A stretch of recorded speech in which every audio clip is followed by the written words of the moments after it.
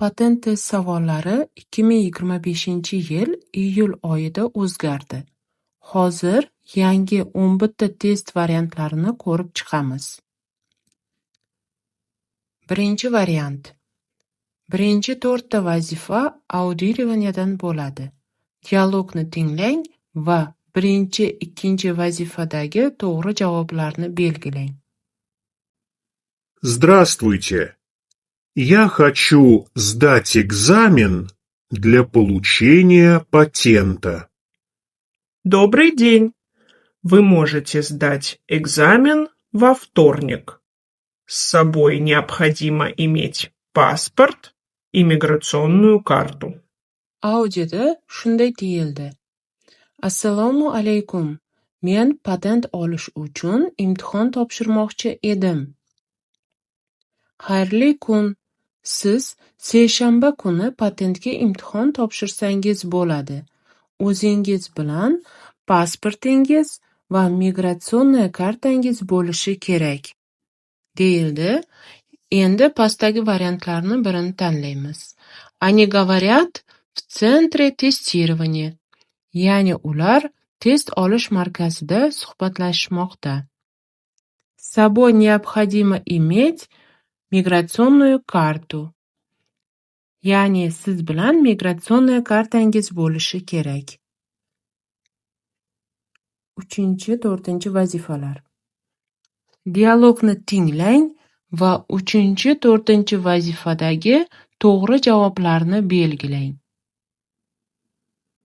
Уважаемые покупатели, если вы потеряли свои вещи в нашем магазине, обратитесь к администратору. Audioda shunday deyildi. Hurmatli xaridorlar, agar siz o'z buyumlaringizni bizning do'konimizda yo'qotgan bo'lsangiz, administratorga murojaat qiling. Endi pastdagi variantlarni birini tanlaymiz. Вы можете услышать это объявление в торговом центре. Ya'ni ushbu e'lonni savdo markazida eshitishingiz mumkin. О потерянных вещах можно спросить у администратора. Ya'ni siz administratordan yo'qolgan narsalaringiz haqida so'rashingiz mumkin. 5 vazifa. Прочитайте объявление и выберите правильный ответ. E'lonni o'qing va to'g'ri javobni tanlang. Уважаемые граждане, оплачивайте свой проезд вовремя. Hurmatli fuqarolar, yo'l haqini o'z vaqtida to'lang. Такое объявление можно прочитать в автобусе. Bunday e'lonni avtobusda o'qishimiz mumkin. 6 vazifa. Прочитайте текст и выберите правильный ответ. Matnni o'qing va to'g'ri javobni tanlang. Уважаемые гости, приглашаем вас на автобусную экскурсию по городу. Экскурсия будет 12 мая, во вторник, с 10 до 14 часов. Ждем вас около торгового центра «Мир». Hurmatli mehmonlar, sizni shahar bo'ylab avtobus sayohatiga taklif qilamiz. Ekskursiya 12 may seshanba kuni ertalab soat 10 dan to 14:00 gacha bo'lib o'tadi. Biz sizni Mir savdo markazi yaqinida kutamiz.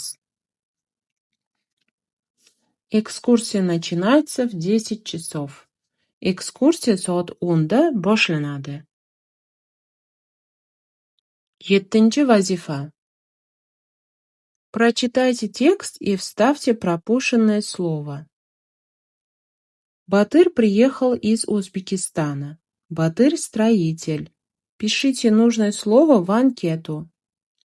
Анкета. Как вас зовут? Меня зовут Батыр.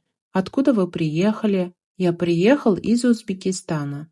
Кто вы по профессии? Я строитель. Строитель so'zini yozishimiz kerak.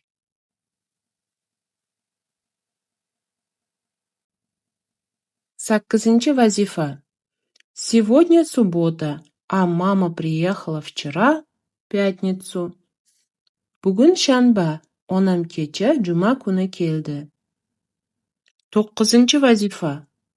В салоне сотовой связи я купил telefon. Men uyali aloqa do'konidan telefon sotib oldim. 10-chi vazifa. Как вас зовут? Меня зовут Иван. Sizning ismingiz nima? Mening ismim Ivan. 11-chi vazifa. Мы приехали в Россию, потому что здесь есть работа. Потому что variantini tanlaymiz. Biz Rossiyaga kelganmiz, chunki ish bor bu yerda degan ma'noni bildiradi. 12-chi vazifa. 4 ноября в России празднуют День народного единства. Ya'ni Rossiyada 4 noyabr kuni milliy birlik kuni nishonlanadi. 13-chi vazifa. Столица Российской Federatsiya Moskva. Rossiya Federatsiyasi poytaxti Moskva. 14-chi vazifa. Великая Отечественная война закончилась в 1945 году. 15-chi vazifa. Содружество независимых государств СНГ было образовано после распада СССР в 1991 году. Mustaqil davlatlar hamdo'stligi 1991-yilda SSR parchalanganidan keyin tashkil topgan. 16-chi vazifa. Укажите флаг Российской Федерации. Birinchisini tanlaymiz. Статья 62. Конституция Российской Федерации определяет статус иностранных граждан на территории Российской Федерации. Согласно этой статье, иностранные граждане пользуются правами и несут обязанности наравне с гражданами Российской Федерации, кроме случаев, установленных федеральным законом или международным договором Российской Федерации. Ya'ni Rossiya Federatsiyasi Konstitutsiyasining 62-moddasida chet el fuqarolarining Rossiya Federatsiyasi hududidagi huquqiy maqomi belgilangan. Ushbu moddaga ko'ra, chet el fuqarolari Rossiya Federatsiyasi fuqarolari bilan teng ravishda huquq va majburiyatlardan foydalanadilar. Federal qonun yoki Rossiya Federatsiyasining xalqaro shartnomasida belgilangan hollar bundan mustasno degan ma'noni bildiradi. 18-chi vazifa. Где происходит регистрация брака в Российской Федерации? В отделе ЗАГС. Записи актов гражданского состояния. Ya'ni Rossiya Federatsiyasida nikohni ro'yxatdan o'tkazish qayerda amalga oshiriladi? FHDYO bo'limida, ya'ni fuqarolik holati dalolatnomalarini yozish bo'limida ro'yxatdan o'tkaziladi. 19-chi vazifa. На территории Российской Федерации в отношении иностранного гражданина совершено преступление, куда он должен обратиться за помощью. В полицию. Ya'ni Rossiya Federatsiyasi hududida chet el fuqarosiga qarshi jinoyat sodir etildi. U qayerdan yordam so'rashi kerak? Politsiyadan. 20-chi vazifa. Для постановки на учет по месту пребывания иностранный гражданин должен иметь паспорт и миграционную карту.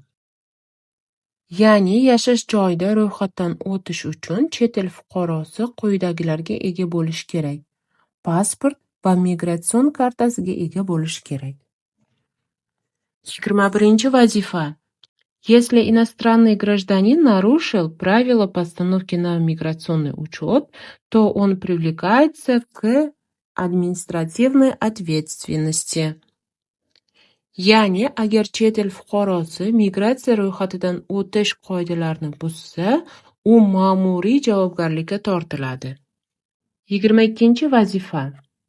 В случае выявления ВИЧ-инфекции у иностранных граждан и лиц без гражданства, находящихся на территории Российской Федерации, они подлежат депортации из Российской Федерации в порядке, установленном законодательством Российской Федерации. Верно ли это суждение? Верно. Ya'ni, agar Rossiya Federatsiyasi hududida yashovchi chet el fuqarolari va fuqaroligi bo'lmagan shaxslarda VICH infeksiyasi aniqlansa, ular Rossiya Federatsiyasi qonunlarida belgilangan tartibda Rossiya Federatsiyasidan deportatsiya qilinishi kerak. Shu hukm to'g'rimi? To'g'ri. Birinchi variantni yechib bo'ldik.